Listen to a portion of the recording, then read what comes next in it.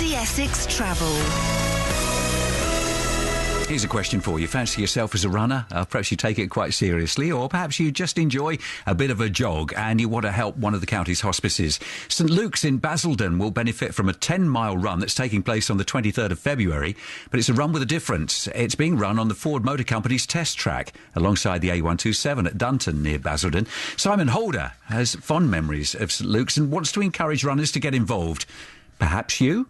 We have the contact details coming up in a few minutes' time. I met up with Simon a little earlier. I asked him if he was going to run. Not me personally, but hopefully you'll get a few more people to help for St Luke's Hospice. OK, so this is what distance is it round this track? It's 10 miles. It's been certificated, which is the first. It's been run 4 years. Well, this will be the 4th year, and it's now certificated as actual 10 miles. So you want people to run 10 miles around a test track? I've been there. This is all banked, so you can. You've got hills and stuff. Go as fast as you like. Yeah, you won't come off. We've got 256 participants already. Compared to the actual final figure last year was 253. So we're on target to beat previous years. We've made 17,000 on the last 3 runs, and we're looking at 8,000 on this run. Wow, that's good. And this is for St Luke's Hospice. Why yes. St Luke's? St Luke's is a great fondness to me. My father used St Luke's when he passed away with bladder cancer.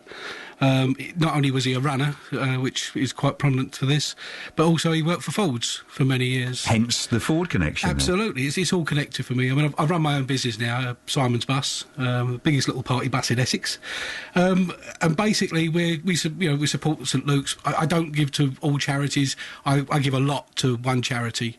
And the more I can help them, the better. So you were saying this has been happening for 4 years. So did you instigate it? No, I didn't instigate it. No, I'm a corporate partner with St Luke's. Yeah. As I said, we work quite closely, and it's something that's been going on. But I just felt it was special to me. And I mean, my dad was even involved with the strikes when the women went out and strike when the Made in Essex, Made in Dagenham, sorry. Oh yeah, this is what 1968, wasn't it? That's right. Huge and the equality of women really in the workplace. Absolutely. So he was working with those girls, was he? Yeah, he was a shop steward there. So he worked. Really? So he was absolutely for the women. Your dad was shop steward. No. He worked alongside the guy, Mr. Passingham, who was played by Bob Hoskins in the film. So he was heavily involved, and of course, like everybody else, he was out of work and having to make ends meet he was going around fitting brass doorsteps just to bring a bit of extra money in. So. But all the union guys from the 60s were portrayed as stroppy blokes. I mean, was he stroppy? No, he had his moments. Yeah, he did have his moments, yes. But he was a worker, and he was always on the side of the workers, and he just kept working no matter what. So as a lad then, I'm guessing you would have been perhaps in your teens at that time? Yeah, I was very young, yeah. It's just very faint memories, but I do remember the doorsteps going out and bits of brass kicking around everywhere. So brass from who knows where was used to feed the family? Yeah, it wasn't cars, because obviously I didn't make it from that, but yeah, it was just to put a meal on the table. It's funny, we look back at the 60s, and I was a kid in the 60s, and when you read the history books, you think, times were dire, but they weren't. They were relaxed, happy times. I think we had less problems there. Yeah, absolutely. We certainly didn't have mobile phones and the technology we've got now. We were out in the street playing, and people had to go out and work, and there was no IT specialists and that sort of thing. It was all hands on. Yeah. I mean, one of my father's jobs towards the end of Fords was actually making graphs and charts for production of Fords, which would now be done on a computer, but he did it all by hand. It's all drawn by hand. And how quickly things have changed in 50 years, which is no time at all. Absolutely. We've come a long way too far. The world's turned upside down. Absolutely, yeah. But we're still in a position where we've got to do charitable things to support hospices, and it does make you sometimes wonder if we've got our priorities right. It does seem sad that we have to fundraise for St Luke's. I mean, but without the fundraising, they couldn't do the help they'll give the help that they do to people. I mean, they're now helping people from 16 upwards, so they're going much younger. They've got a lymphedema section. There's much more they're trying to do. Because the buildings, it serves Starrick Basildon. It's in Basildon. It's in Basildon. It's near Basildon Hospital. They're just having a new wing built. So all the time they're trying to expand, even though times are hard, and we're struggling to fund the service we want to give, or they want to give, they're still trying to expand and give even more services. Because tragically, that need isn't going away, is it? Not at all, not at all. I mean, everybody needs to go with dignity, and that's one thing they offer, and more. You know, a little bit of hope, a little bit of, you know, when times are hard for the families, support my families. I mean, my mother still goes there now, and they're just wonderful with her. It goes on after the death as well, which is... But life is light and shade, and with tragedy goes fun, and this certainly sounds a fun event. Absolutely. We have a lot of fun. I mean, at Christmas they have the reindeer chase, where they have Father Christmas being chased by people dressed as reindeer.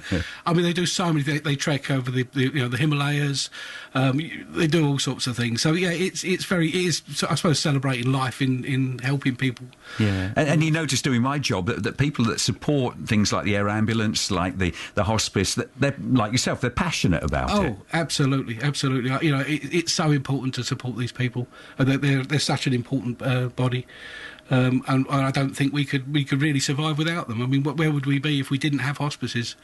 It would, you know, support for the families and such, as well as the person who's going through it. So you're doing everything apart from running 10 miles around the test track? Yeah, big time. Yeah. Somebody's got to be in charge there, haven't they? I do take them to the airport when they do the treks to the Himalayas and things like that. I do take them to the airport, so they get a party bus both ways, and that's free of charge. I mean, I put on as much transport as I can for them, which again doesn't have to come out of the funds. And you know, every little bit helps, as we say. Okay, so this run then, this 10-mile run, it's around the Ford test track at Dunton. Think of all the cars that have been round there before you. Yes. And you're looking at, I guess, at 10 miles, you want people that can run and have done it, or is there a fun run attached as well? It is a fun run. Apparently, I mean, a lot of people are quite passionate about their running, so that 10 miles is quite small, but it's too much for me, that's for sure. But yeah, I mean, people can enter on the day. I mean, we're looking for people to enter, you know, beforehand, which would be £15, and then it's £20 if they enter on the day.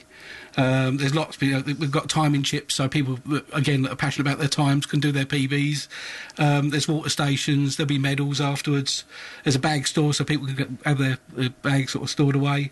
There's a warm-up girl, Susan Griffiths, who's a professional warm-up person or aerobic person, and she's great. She's just bubbly and loads of fun. You've thought of everything here, with the added advantage of running the. I suppose you could do more than 10 miles if you do the banks, can't you? If you go right up on the top. I'm sure you can. I'm not sure where they measured it, but it has definitely been certified and measured properly. Yeah. Brilliant. Yeah. Well, it's Sunday the 23rd of February, so what's that, a couple of weeks, isn't it? Yes, it's not far away. It's coming up very, very soon. OK. £15 registration, as you said, £20 on the day, and Kerry at stlukeshospice.co.uk is who you want to get in touch with. That's the email address, yep.